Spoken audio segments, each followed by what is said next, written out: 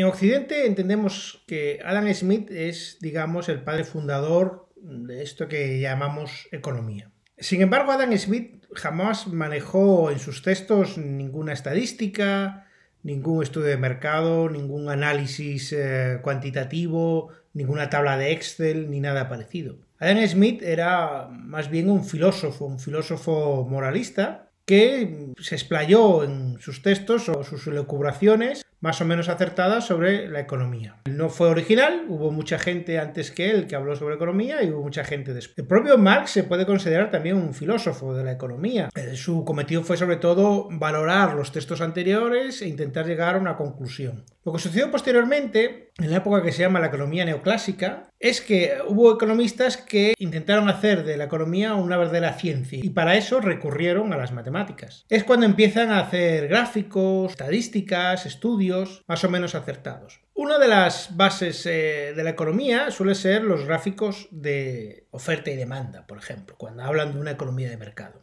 En mi caso, el interés por la economía viene cuando yo ya, digamos, tenía una formación intelectual hecha, ya había pasado por la universidad y ya tenía mis propias nociones sobre otras cuestiones. ¿Qué suele suceder entonces? Si no eres un economista de carrera, digamos, si no te has dedicado a ello desde el inicio, leer y escuchar ciertas afirmaciones te hacen realmente dudar mucho sobre la validez de estas afirmaciones. Ya comenté antes el caso de la famosa ley de Say. O de Say.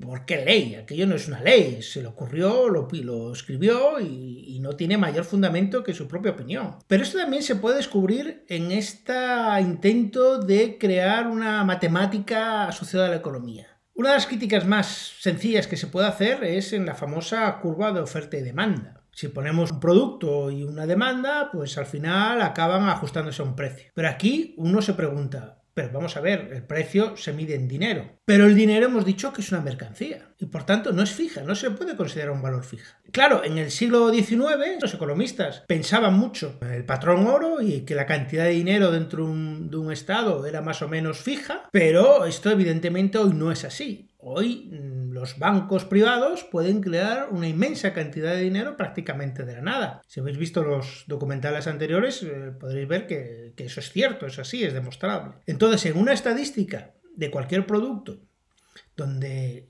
haya una variable de oferta y no la demanda, también tiene que haber un tercer eje, digamos, de la cantidad de dinero que dispone ese sistema. Y si tú aumentas la cantidad de dinero, evidentemente el precio va a aumentar. Pero va a aumentar no por el valor que se le supone al producto ofertado, sino porque el propio dinero se ha depreciado. Hay tanto que ya no se aprecia tanto. Esto es muy importante para entender lo que yo quiero explicar en el próximo vídeo, cómo la excesiva oferta de dinero en un mercado puede alterarlo, y lo altera de hecho, con consecuencias gravísimas. Por eso creo que hay que tener la honestidad intelectual de poner en duda muchas de las afirmaciones de los economistas actuales, porque se basan en supuestos matemáticos y científicos que no son tales, que fueron simplemente propuestos por otros economistas para darle un lustre de ciencia a una materia que realmente tiene poco de ciencia, porque no es una ciencia experimental, porque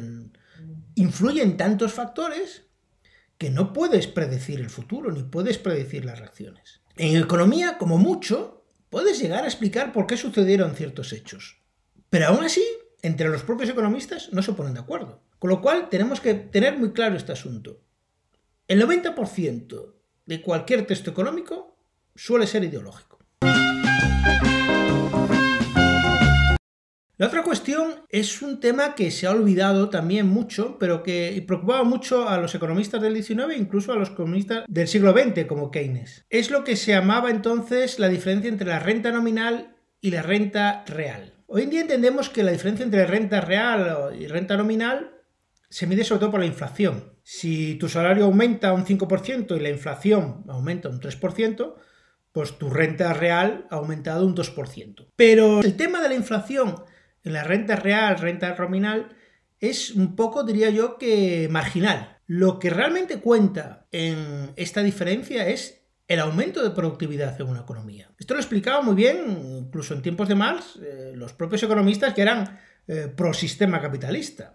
Por ejemplo, en aquella polémica que hubo sobre abrir o no las fronteras de Inglaterra al trigo y al grano de otros países. Los terratenientes ingleses tenían un monopolio sobre el grano y sobre los abastecimientos de comida dentro del país y querían mantenerlo, pero eso hacía que el precio fuera más alto del que debía ser. Los industriales británicos intentaron aprobar una ley y la consiguieron para poder importar grano más barato de otros países, con la idea de que si el trabajador podía conseguir el grano más barato y por tanto su sustento era más barato, pues ellos podían rebajarle el salario, así de claro. Al final los industriales salieron con la suya, consiguieron una ley que permitía importar grano, pero afortunadamente los obreros se impusieron y no rebajaron su sueldo. ¿Qué sucedió entonces? Pues sucedió un aumento de la renta real de los trabajadores, incluso según una renta nominal, porque siguieron cobrando lo mismo. Pero como les salía más barato los consumos, pudieron aumentar su nivel de vida.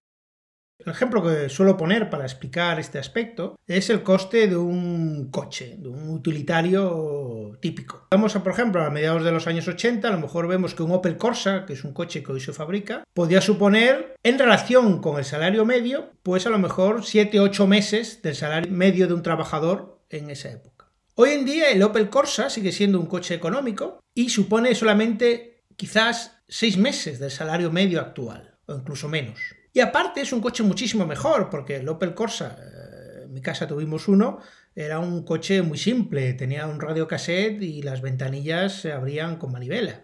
No tenía mucho más, creo que también tenía mechero, ya no los tienen, por cierto. Hoy en día cualquier coche utilitario tiene sistema de frenados seguros, tiene un montón de normativas que permiten una conducción fácil, tienen un sistema de sonido, levalunas eléctricos, espejos también automatizados, tiene un montón de mejoras.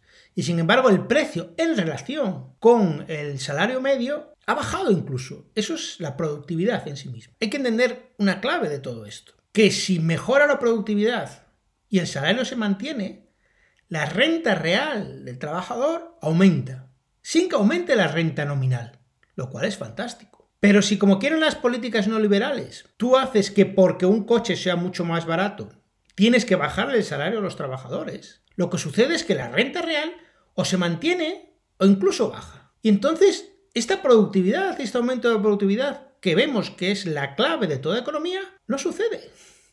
Los trabajadores de ese sistema no se benefician del aumento de la productividad.